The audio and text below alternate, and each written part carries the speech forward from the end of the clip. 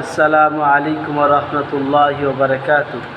আলহামদুলিল্লাহ ওয়াসসালাতু ওয়াসসালামু আলা রাসূলিল্লাহ ওয়া আলা আলিহি ওয়া সাহাবিহি আজমাইন।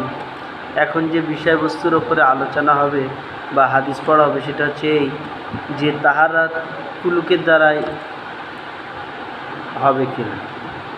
কুলুক বলতে যে মানুষ এমন জায়গায় পেশাব পায়খানা করেছে সেখানে পানি ব্যবস্থা নাই, তাহলে সেই ক্ষেত্রে কি শুধু মাটি ঢেলা নিলেই হয়ে যাবে, না তার সাথে পানিও নিতে হবে? আসুন এ বিষয়ে হাদিস শুনি।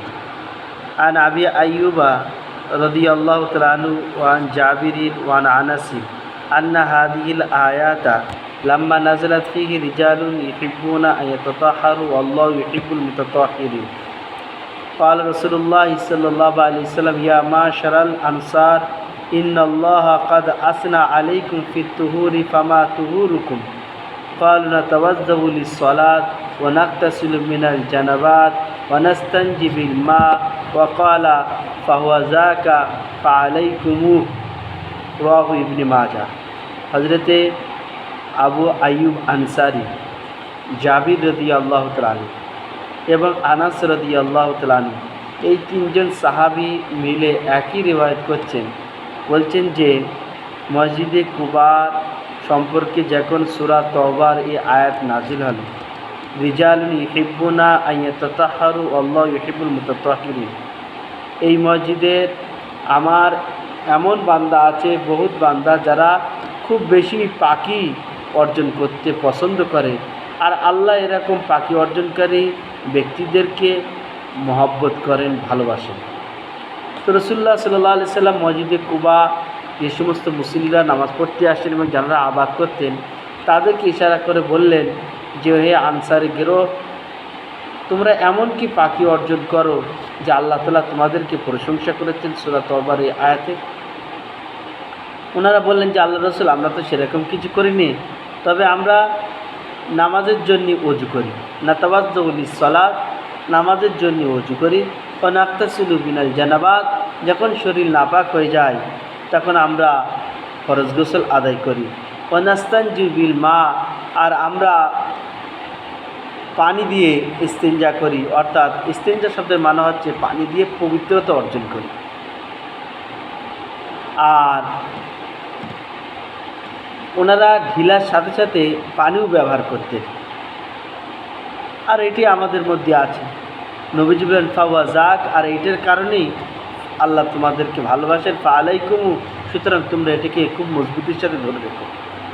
এই হাদিসের দ্বারা বোঝা গেল, এটা সুনান ইবনে মাজার হাদিস, যে আমরা অনেক সময় সফরে বলেন বা কাজের ক্ষেত্রে পানি নিয়ে সম্ভব হয় না, তাহলে আমরা যদি কাপড়ের দ্বারাই, পাথরের দ্বারাই বা ঢিলার দ্বারাই যদি নিজের ওই শরীরের নাপাকটা যদি মুছে ফেলতে পারি, তাহলে আমরা পাক অর্জন করতে পারলাম।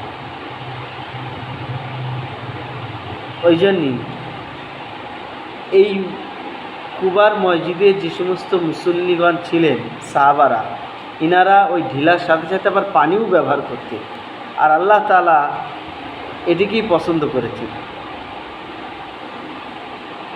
যদি কোনো মানুষ শুধু শুধু কুলুপের দ্বারাই পাকি অর্জন করে, কোনো অসুবিধা নেই, হয়ে যাবে। কিন্তু তার উপরে যদি আরও ঢিলা ব্যবহার করে, এটা হচ্ছে very good, better, best quality এটি।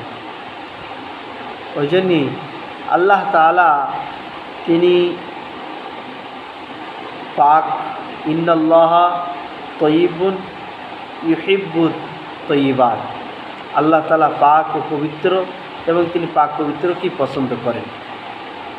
এর পূর্বে হাদিসে ছিল যে আত-তুহুরু শাতরুল ঈমান, পরিচ্ছন্নতা হচ্ছে ঈমানের একটা অঙ্গ। ওই জন্যেই আমরা যেখানেই পেশাব করি না কেন, পায়খানা করি না কেন, আমরা অবশ্যই পানি না পালি কোনো জিনিসের দ্বারাই সেটাকে পরিষ্কার করে নিই। শরীর, এটা হচ্ছে শরীর পাক রাখার একটা পদ্ধতি। কেননা কার মরণ কোথায় এসে যাবে, কোন সময় আসবে, তার কোনো ঠিক নেই। ওই জন্যই পাক পবিত্র অবস্থায় মওত হোক, এটা আমরা ভালো মওত হোক আমরা সবাই চাই।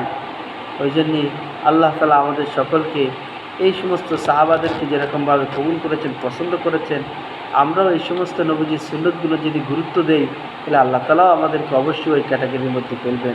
আল্লাহ তাআলা আমাকে আপনাকে কবুল করুন, বলুন আমিন।